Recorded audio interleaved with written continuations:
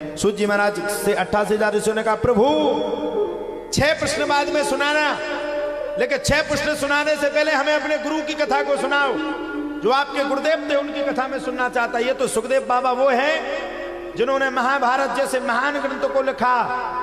और सुनिए, ये सुखदेव बाबा वही हैं जिन्होंने 18,000 श्लोकों से बद्ध श्रीमद् भागवत कथा को निरूपण करते हुए सूक्ष्म रूप में मात्र 7 दिन में राजा परीक्षित को सुनाया। और राजा परीक्षित को ऐसी कथा को सुनाया कि लिखा ये अमर ग्रंथ है, ये मुक्ति पंथ है, ये पंचम वेद ने डाला। भागवत में जब आरती गाते तो ये प्रश्न आता है, ये अमर ग्रंथ है। तो ये बात को सुखदेव बाबा ने प्रत्यक्ष प्रमाण के साथ रखा। जब जब भागवत की कथा की जाती है तब तक राजा परीक्षित के चरित्रों का बखान होता है। यानी कि राजा परीक्षित ने एक शरीर को छोड़ा और भागवत रूपी समुद्र में जाकर के प्रवाहित हो गए। अब राजा परीक्षित की बात को सुना, सुखदेव की बातों को सुना तो सब कहते महाराज अब तो मैं चरणों में निवेदन करूंगा, मुझे तो सुखदेव बाबा का चरित्र सुनाओ, ये कौन है? कहे महाराज सुनाओ। बोले बिल्कुल। बोले सुनो, ये सुखदेव बाबा राधा रानी और भगवान श्री कृष्ण के बड़े चहेते तोते थे। तोते, इनका नाम था कलविंग। बड़े चहेते तोते, भगवान से बड़ा अनन्य प्रेम करते थे। राधा रानी के नाम का इतना गुणगान होता था कि आज भी भागवत के अंदर कहीं भी राधा का नाम है, लेकिन गुप्त रूप से, सूक्ष्म रूप से, व्याख्यात रूप से नहीं है। बोले क्यों? और 7 दिन की सप्ताह कथा में सुखदेव बाबा ने राधा का स्मरण किया, लेकिन राधा नाम का शब्द का उच्चारण नहीं किया। अब कई लोग कहते, कई व्याख्या करते क्यों नहीं किया? बोले राजा परीक्षित को मात्र 7 दिन में मृत्यु को पूर्ण करना था, शरीर को छोड़ना था, और 7 दिन का समय था।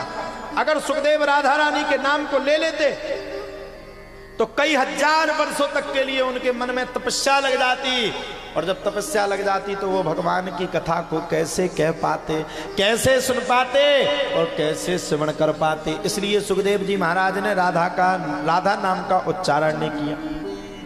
ये कलविंग के नाम के तोता थे, राधा रानी के पास जाएं, राधे राधे कृष्णा कृष्णा खूब गाएं। एक दिन भगवान ने सुखदेव को बुलाया, आओ सुखदेव इधर आओ। सुखदेव जी महाराज आ गए। सुखदेव जी आकर के विराजमान हो गए। बताइए। भगवान ने कहा सुखदेव एक छोटा सा काम है, उसको तुम्हें पूरा करना पड़ेगा। बोले कौन से काम को पूर्ण करना पड़ेगा? बोले सुखदेव मेरी बात को मानो, तुम्हें पृथ्वी लोक में जाना पड़ेगा। सुखदेव ने पृथ्वी लोक में जाने से इनकार कर दिया। इसी पृथ्वी लोक में जिसमें आप लोग रहते हो। बताओ, सुखदेव जी पृथ्वी लोक में आने के लिए तैयार नहीं है, और तुम इतने खतरनाक हो कि पृथ्वी लोक छोड़ने के लिए तैयार नहीं हो। आदमी जितना बूढ़ा होगा उतना ही कलर करवाएगा बालों में, क्लियर हो जाएगा। अगर कोई ने धोखे से कह दे कि तुम बूढ़े हो गए, आपने नहीं करवा, इनने नहीं करवाओ, हम जजमान जी नहीं करवाओ जी कलर। अरे ठीक है, करवाना चाहिए। अबे आप बूढ़े तो नहीं भाई वैसे करवाता। पहले के जमाने में आप लोगों ने रामचरितमानस देखा? किस किसने देखा रामानंद सागर की रामायण को? तो सूपनखा को देखा आप लोगों ने? पूतना को देखा? कंसेन प्रहता घोरा पूतना बालघातनी। पूतना कितनी बुरी लगती है, और जैसे ही वो यूं करती है, ऐसे करती ना वो यूं, तो एक वो घंटी बहुत खतरनाक बजदवा, जैसे ही वह बजी वैसी पूतना इतनी सुंदर जिसकी कोई सीमा नहीं। अच्छा हम बता दें आजकल वो सुंदरता किते है? तुम किते का ऊपर लगत हो और यूं करो सीधे पहुंचो ब्यूटी पार्लर में, और तुम्हारी चोंद में जिस कलर के सफेद सफेद पाउडर लगे, हे भगवान इतने सुंदर की जा लगे कि विश्व में तुम ही सुंदर हो। लेकिन बस एक काम ना करियो, सोच जो ना रात भर, और धोखे से अगर तुमने अपनी थुतरी खा धो लाओ तो इतने बुरे लगो जिसकी कोई सीमा नहीं। हमारा एक मित्र था महाराज जी, बड़ा काला था, हम लोग उसको काली चरण कहते थे। अच्छा वो को कहते हूँ ब्याह नहीं हो, तो पंडितन में ब्याह की बड़ी समस्या है। हमारा तो होगा, लेकिन हम करिया है, लेकिन ब्याह तो होगा। अब उसकी शादी ना हो के देखिया है, देखे भग जाए। एक जगह उसकी शादी फिक्स हो गई। सब लोग ध्यान से सुनना, सो महाराज जी उनकी शादी में हम 1 घंटा लेट गए। हमसे पूछने वाले ने कहा क्यों भैया 1 घंटा लेट क्यों गए? हमारे मन में निश्चय आया कि 100% इसकी शादी बिगड़ जाएगी, ये काला है और शादी बिगड़ जाएगी तो ये क्या कर लेगा, ये कछु नहीं कर पाएगा, ये तो काला है। महाराज जी जब हम उसकी शादी में पहुंचे, वो घोड़ा पे बैठा था, इतना सुंदर कि उसके आगे हम फीके पड़ गए, हम भी फीके पड़ गए। हमें भी डाउट होगा, हमने ब्रह्मा जी का फोन लगाओ, पूछो कि एक आध पाठ पहुंचाओ तो तुमने नीचे? बोले हाँ।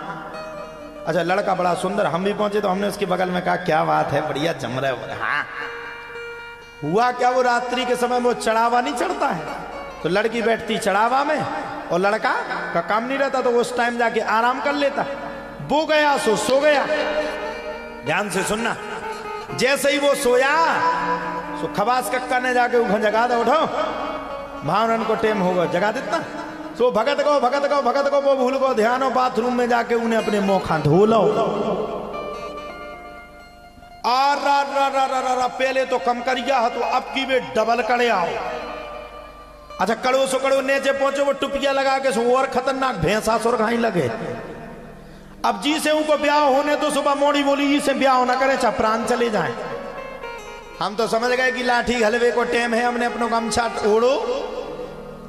हमने अपने ड्राइवर से कही अपनी गाड़ी स्टार्ट, बोले कहा हमने 2-3 मिनट में नहीं जा रहे तो को की आंख सूझ जाने, को सामान परेशान हो जाए, चल लो।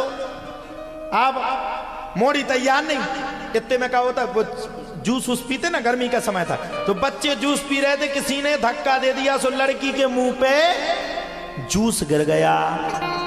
उसका वो काय का होता, आम का।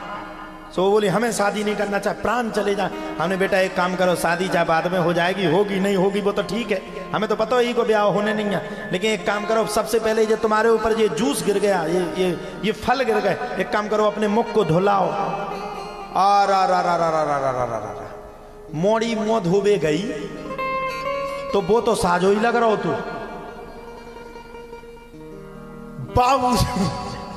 बाबू से ज्यादा करिया करी।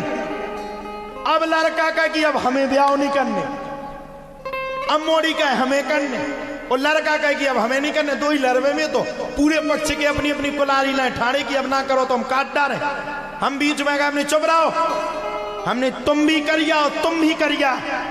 हमने 2 जनन से कही, हमने पंडित जी और खबास कक्का जे भी करिया और जे भी करिया, 2 जनन की बजन दो थरिया होन दो ब्याह। तो कभी कभी भैया ब्यूटी पार्लर का भी बड़ा प्रभाव हो जाता है।